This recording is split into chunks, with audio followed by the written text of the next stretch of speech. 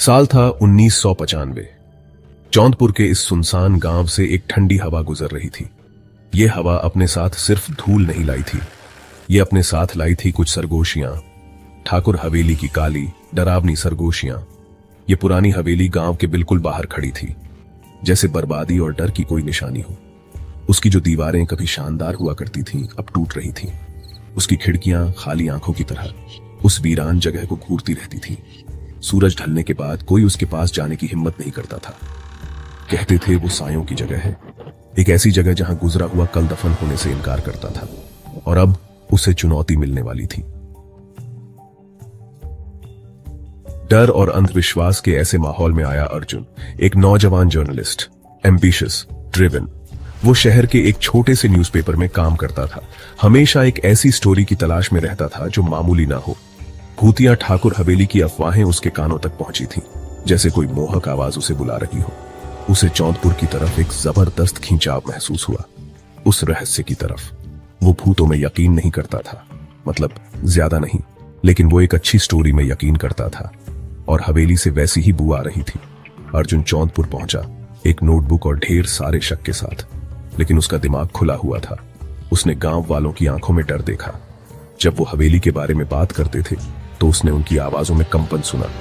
ये सिर्फ लोक कथा नहीं थी, ये असली महसूस होने वाला खौफ था। अर्जुन ने जो कहानियां जमा की वो डर का एक डरावना ताना बाना थी। हर गांव वाले के पास उस पहेली का एक टुकड़ा था, या कम से कम उन्हें ऐसा लगता था। एक बूढ़ी औरत ने एक रोने की आवाज के बारे में बताया, एक औरत के रोने की आवाज जो रात की हवा के साथ हवेली से आती थी। उसने कहा कि यह कभी ना खत्म होने वाले दुख की आवाज है, एक आत्मा जो दो दुनियाओं के बीच फंसी हुई है।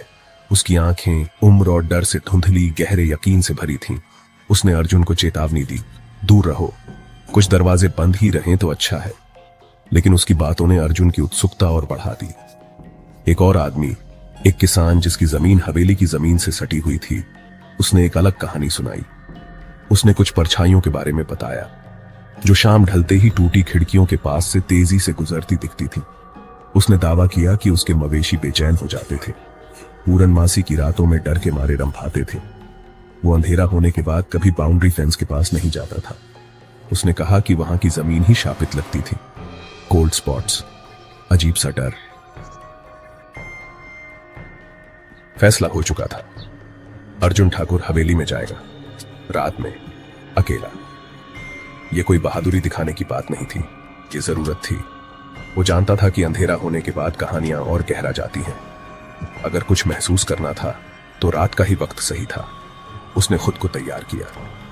नई बैटरीज वाली एक फ्लैशलाइट, उसका नोटपैड, एक छोटा टेप रिकॉर्डर। वो सब कुछ डॉक्यूमेंट करना चाहता था, हर आवाज, हर एहसास। उसने गांव में किसी को अपने प्लान के बारे में नहीं बताया। वो कोई दखलंदाजी नहीं चाहता था या और ज्यादा दहशत फैलाना। जैसे ही शाम घनी काली रात में बदली, अर्जुन हवेली की तरफ चल पड़ा। रास्ता झाड़ियों से भरा हुआ था, कांटेदार झाड़ियां उसके कपड़ों में उलझ रही थीं। हवा और ठंडी हो गई। उसे अपने सामने खड़ी हवेली का भारी बोझ महसूस हो रहा था। बिना तारों वाले आसमान के सामने वो एक काला साया लग रही थी। अर्जुन जितना अंदर जाता गया, हवेली मानो उसकी मौजूदगी पर रिएक्ट करने लगी। एक लंबे कॉरिडोर में अचानक उसे एक ठंडी जगह महसूस हुई, एकदम बर्फीली, अजीब। फ्लैशलाइट की रोशनी में उसकी सांस धुएं जैसी बन गई, फिर वो ठंडक गायब हो गई। उसने टेम्परेचर में गिरावट रिकॉर्ड की। ऊपर एक तख्ता चरमराया, लेकिन वो अकेला था, या शायद नहीं। उसे हल्की सी फुसफुसाहट सुनाई दी, इतनी धीमी कि कुछ समझ नहीं आया। क्या ये हवा थी या कुछ और? उसके सारे सेंसेस एकदम हाई अलर्ट पर थे। हर नस में झुनझुनी हो रही थी। वो एक बड़े से ड्राइंग रूम जैसी जगह में गया। एक दीवार पर एक बड़ा डिजाइन वाला शीशा लटका था, टूटा हुआ और धूल भरा। जब वो उसके पास से गुजरा तो उसे कोने से कुछ हिलता हुआ दिखा, आंख के कोने से। वो तेजी से घूमा, फ्लैशलाइट की रोशनी पूरे कमरे में घुमाई, कुछ नहीं। वो छोटा कमरा धूल से अटा पड़ा था, दशकों से किसी ने छुआ नहीं था। कोने में एक अकेली सड़ती हुई डेस्क खड़ी थी।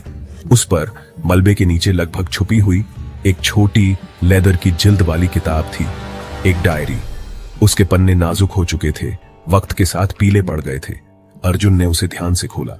स्याही फीकी पड़ चुकी थी, लेकिन पढ़ी जा सकती थी। लिखावट नाजुक थी, किसी औरत की। जैसे जैसे वो पढ़ता गया, एक दुख भरी कहानी सामने आने लगी।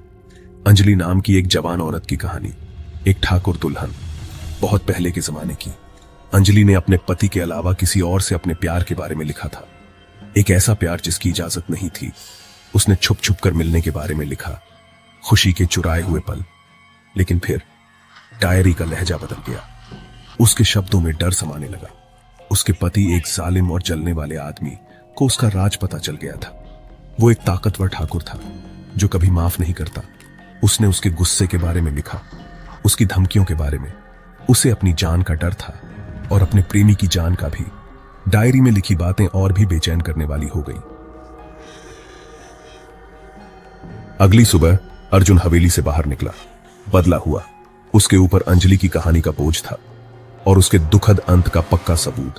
वो सीधा गांव के बड़ों के पास गया और फिर लोकल पुलिस स्टेशन। उसने डायरी पेश की। उसने हवेली में हुए अपने अनुभव बताए। वो साए, वो ठंडी जगहें, वो गहरा दुख।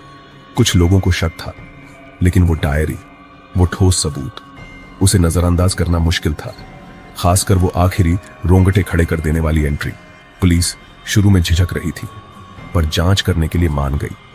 डायरी में जिस पुराने बरगद के पेड़ का जिक्र था, वो अब भी वहीं खड़ा था, बहुत पुराना, गांठदार, हवेली की जमीन के दूर कोने पर। एक ऐसी जगह जहां कोई आता जाता नहीं था। खुदाई का हुक्म दिया गया। गांव वाले जमा हो गए, एकदम खामोशी से देख रहे थे।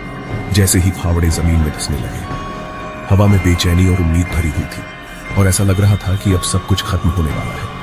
घंटे बीत गए। फिर खुदाई करने वालों में से एक की चीख